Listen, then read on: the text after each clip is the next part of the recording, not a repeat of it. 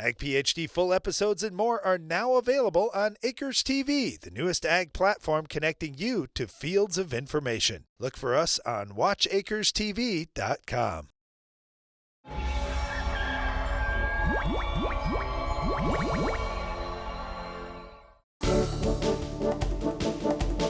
During our Farm Basics time today, we're going to talk about fertilizer application and specifically banding versus broadcasting and what we mean by those two terms. Okay, well, I'll take the easy one. Broadcasting means we're just spreading out the fertilizer or the plant food over every inch of the field at the same dose. Well, mostly at the same dose. So we're just spreading it everywhere and hoping that the plants eventually find it. Now, when you think about it, if farmers are planting crops in rows, and those rows are, let's just say 30 inches apart, which is the most common spacing for crops, at least for corn and soybeans.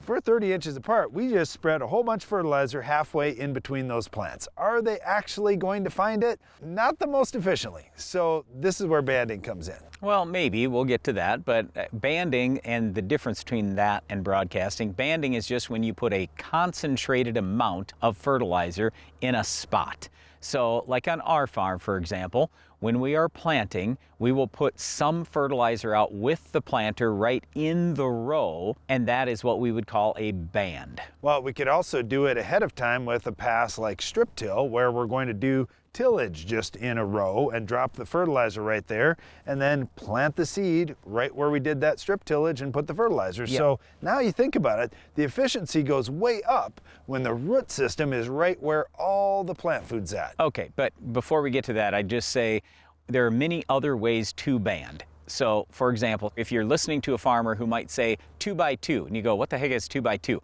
Well, 2 by 2 is basically 2 inches to the side and 2 inches below where the seed was placed. There will be some people who will band right over the top of the row. Like Darren said with strip till, we might band down below the row. So lots of different ways to band it. It's putting a high amount of fertilizer in a small area. Now, Darren said efficiency. Well, yes, if it's right by or with the row, then theoretically, very quickly, early on in the season, that plant should be able to run into it. The roots will run into that fertilizer. But to say that, okay, if I spread some fertilizer 15 inches over, the plant's never going to get it, well, at some point, it's going to probably have some roots that go over there. It's just not going to happen nearly as quickly. Well, the other thing that we worry about in our soil is just, hey, how are we going to get it into the plant, and will it get bound to soil particles before the plant's able to grab it? So by concentrating or banding that fertility, you can avoid or reduce the amount that gets tied up by the soil.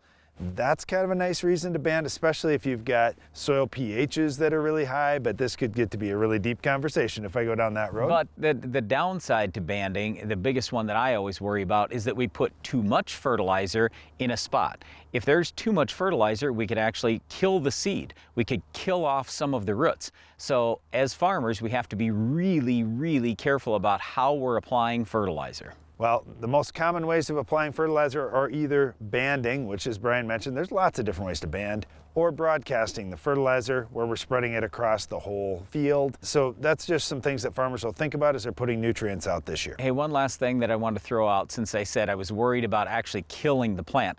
Fertilizer is just salt. Okay, it's nothing that's like super harmful, but just like for you or me as human beings, if we way overload our body with salt, if I eat a whole block of salt right now, I'm probably gonna die right now. So it's the same kind of thing in plants. It's fine giving them a little bit of salt, we just don't want to give them too much. Well, one other thing that we don't want to give to animals is any of our weed of the week. They do not want to eat this weed, as you can understand by looking at it. But can you identify this week's weed?